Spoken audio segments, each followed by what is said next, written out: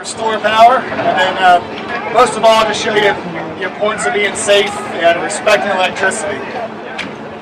Again, we have gloves over there if you want to try one on, the kids or adults. Just get a feel again for what these guys are wearing.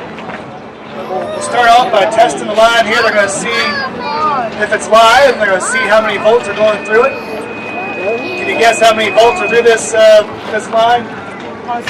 14,000 volts going through this line, so it's an actual working power line, just like you would find in your neighborhood. The transformers, circular things on the end. So they wear these heavy-duty gloves. You see what happens here if their gloves were not up to standard. If it's compromised in any way, the smallest hole can cause major damage to their glove, and also their hands, obviously. You can see it's not even touching it directly, and it's still getting to the glove, and still arcing to the glove. So again, they're testing their gloves regularly. They'll get a new pair every 3 months to make sure they have the safest gloves, equipment that they need.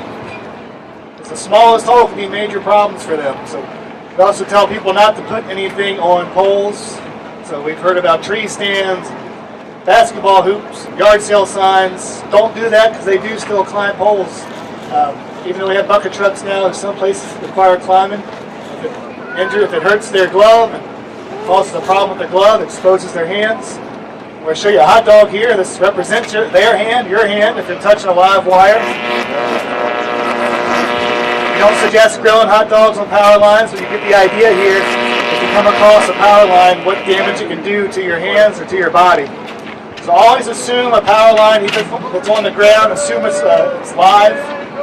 Don't go touching a power line above your head or on the ground. Always report that so we can come on out, or your provider can come on out and fix the problem, because they have the right equipment, obviously, to work with 14,000 volts in this case. No matter where you live, tree limbs may be a problem. It might cause a power outage. It's something that we deal with around the clock all year long. You see here the big danger of a tree coming in contact with a power line.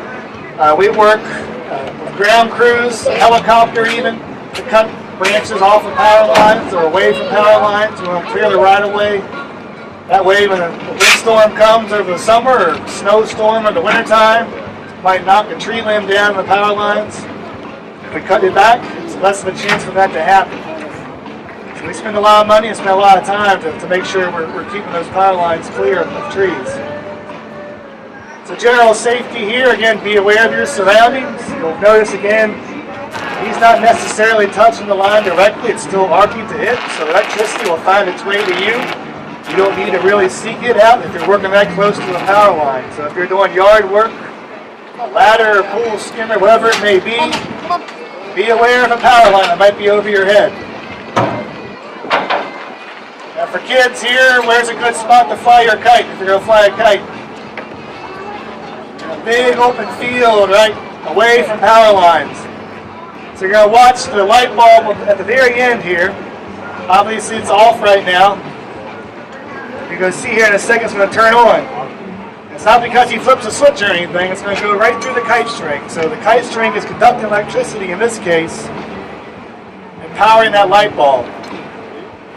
You never know, you're flying your kite, you don't know what really is going through that power line. In this case, it's 14,000 volts, so you don't want to be that light bulb, right? So always be aware of your surroundings. The kite string, in this case, didn't conduct electricity.